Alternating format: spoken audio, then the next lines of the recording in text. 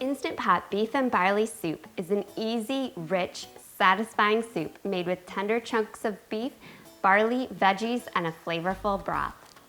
Hi everyone, Kristen here. As someone who suffers from a chronic disease, I believe homemade is best, but it doesn't need to be complicated. Today I'm sharing with you a recipe for beef and barley soup.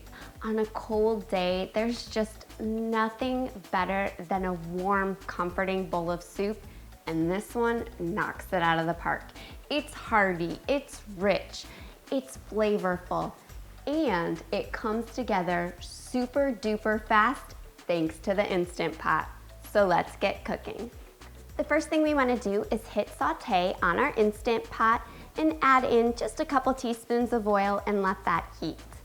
While our oil is heating, let's season up some beef here.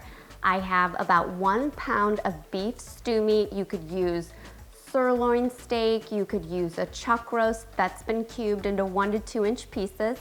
And we want to season both sides well with salt and pepper.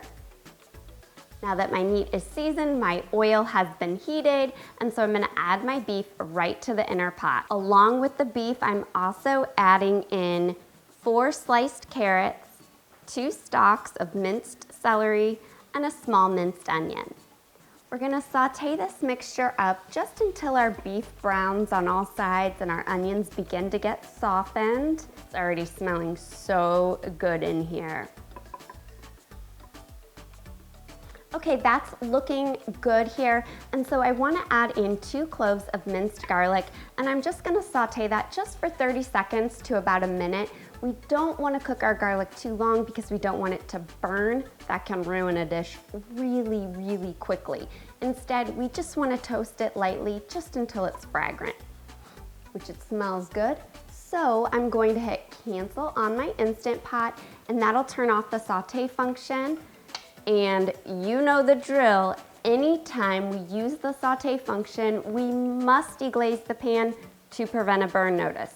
To do this, I'm adding in 1 cup of low sodium beef broth, and then I'm just gonna use a wooden spoon or spatula and just scrape, scrape, scrape all those brown bits off the bottom of the inner pot. Really just move those vegetables and meat around just to be sure you get all the surface of the bottom of the pot.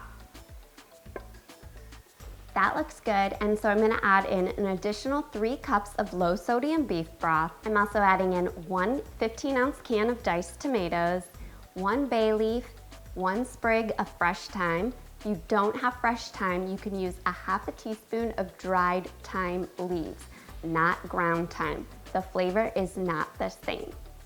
I'm also adding in a half a teaspoon of kosher salt, 1 teaspoon of ground black pepper, and 1 tablespoon of Worcestershire sauce, which is really, really gonna amp up the flavor and add incredible depth to our soup. And now for my barley. I have a half a cup of pearl barley, not quick cook or instant barley, and I have it in a fine mesh strainer here, and I'm just gonna give it a good rinse. Then I'm gonna add my barley right to my inner pot. We're gonna give this mixture a stir just to incorporate there.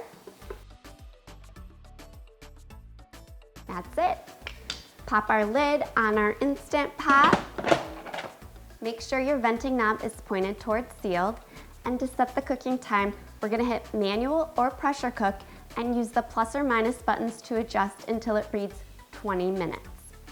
Once the cooking time has elapsed, don't do anything. You never wanna do a quick release of pressure when you're cooking soup, or you're gonna have liquid spewing all over your kitchen, making a mess and potentially burning yourself. Instead, let pressure release on its own, which means just don't touch your Instant Pot for at least 10 to 15 minutes. After 10 to 15 minutes have passed, if your Instant Pot still hasn't released pressure fully, you can do a quick release of any remaining pressure at that time. And then you want to open up your Instant Pot.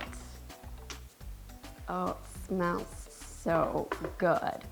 I'm gonna dish up my soup now. And then I'm gonna go in for a bite.